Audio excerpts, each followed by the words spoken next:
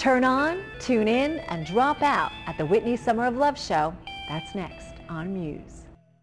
Welcome back to Muse. The 60s were the days of bell-bottom be-ins celebrating free speech and free love. The Whitney Museum brings it all back in the Summer of Love show. It's an eye-popping exhibit devoted to art and artifacts from the psychedelic era.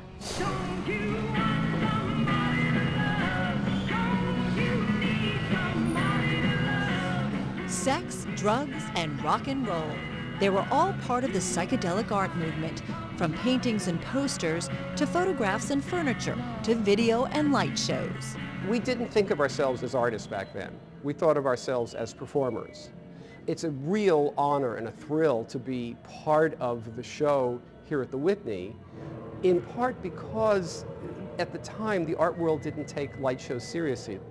The Summer of Love, which originated at the Tate Liverpool, toured Europe before coming to the Whitney, the show's only U.S. venue. There is, of course, a very exuberant use of color, a lot of day glow color, fluorescent colors, flowing, sinuous, organic lines, very detailed, ornate, overly busy patterns. One of the main influences art historically, which you particularly see in poster art of the period, is certainly Art Nouveau. And then there is a second characteristic which applies for a lot of the light shows as well as paintings, which are dripping, flowing, kind of wet liquid forms. Light shows, in some ways, are the most essential psychedelic art. They're sort of formless, they disembodied light in space. They have the music, of course, they have the dancing, they have the performance. The part that most people remember is the liquid light show, or what we used to call among ourselves the wet show. And the wet show was basically liquids being moved around on a projector. And we would put oil down, and we would put water down, and we'd color the oil, and we'd color the water, and we'd shake them all around. Despite its riotous colors and exuberance, psychedelia had its dark side. I think it is also important for people to get a sense of what a contentious and to some extent bitterly divided moment the 1960s were. I think one of the most remarkable pieces is a painting by Peter Saul, which is a really scathing attack really on the US military involvement in Vietnam.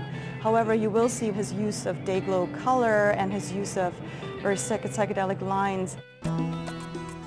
Designers and architects also applied the visual vocabulary of psychedelia to their work. On the second floor, we are showing Werner Panton's fantasy landscape Visiona 2, which is a very large, really brightly colored crawl-in furniture landscape that he initially made for the 1970 Cologne Furniture Fair. Everything was fair game for a psychedelic paint job, from a pig to a Porsche. Oh Lord, won't you buy me a Mercedes? These wheels were owned by Janis Joplin, who famously took a jab at the American obsession with status in her a cappella song. That's sort of an icon of the period, and in some ways wonderfully captures the irony as well and the ambivalence of the period. It's painted in a countercultural style that evokes drugs. We all took drugs, we all liked drugs, but somebody in terms of the light show had to not be stoned. And frankly, and it was me. This is me.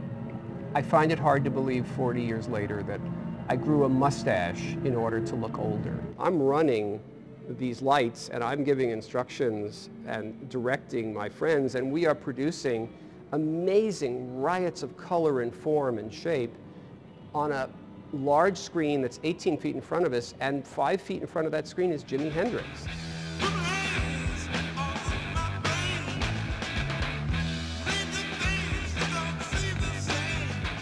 What was really great about that era was that people actually saw possibilities.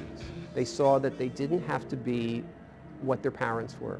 They didn't have to follow the programming. The world of possibilities was endless. The Summer of Love ends in mid-September.